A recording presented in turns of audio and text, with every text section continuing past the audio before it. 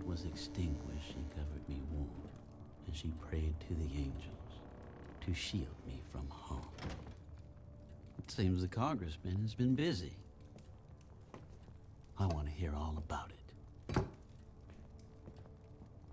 My dear friend.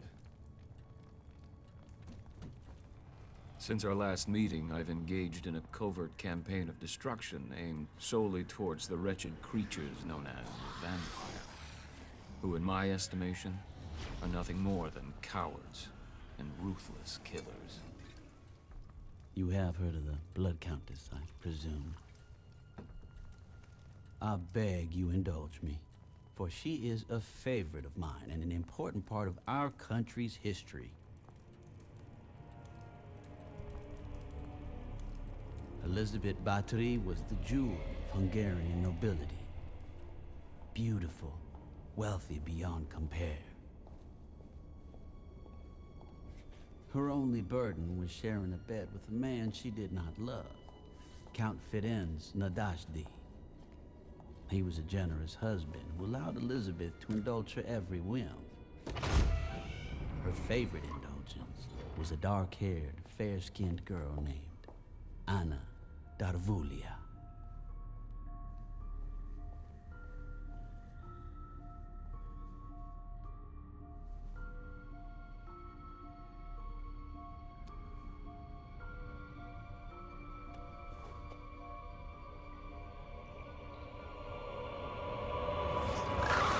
Two women? Lovers? A trivial detail. It is unclear when Elizabeth learned that Anna was a vampire, or when she became one herself. But the pair were nonetheless eager to begin eternity together. Upon the Count's mysterious death,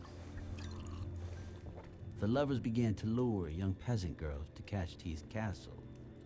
In 3 years' time, Elizabeth and Anna would rob more than 600 girls of their blood, and ultimately of their lives. My God. Ah, but it is worse.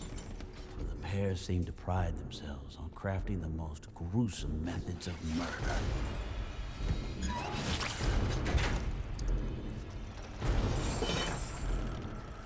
Some girls were partially crucified, their hands nailed to wooden Please crosses. be done with this, Poe. It is too much.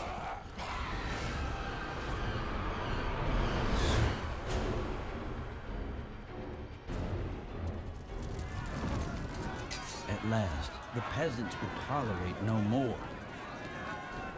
But no trace of the vampire. Elizabeth Bathory and her lover had escaped. The horrors, Lincoln. The horrors that these women were able to inflict in such a short time. I was promised an important piece of our country's history. Is there some lesson in this unpleasantness? Or do you merely take pleasure in tormenting an old friend? The lesson, Abraham, is this. Elizabeth Bathory is to blame for the many vampires we enjoy here in America. Word of her atrocities spread through Europe. Centuries of whispered superstitions turned into open hatred.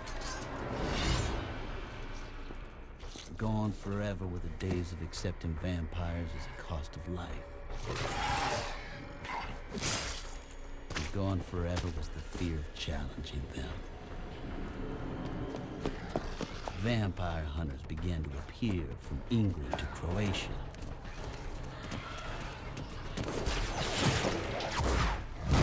It became intolerable to be a vampire in Europe.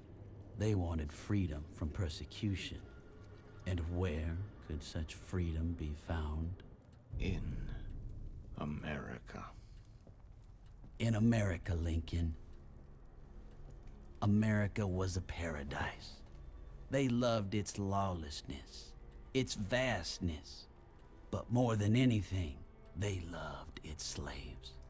For here, unlike any other country fit for civilized men, here was a place they could feed on the intoxicating blood of man without the fear of reprisal. They are everywhere, Lincoln, and it shall only deepen as it did for so many centuries in Europe.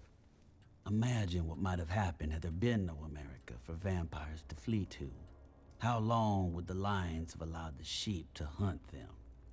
I tell you, some great calamity awaits us.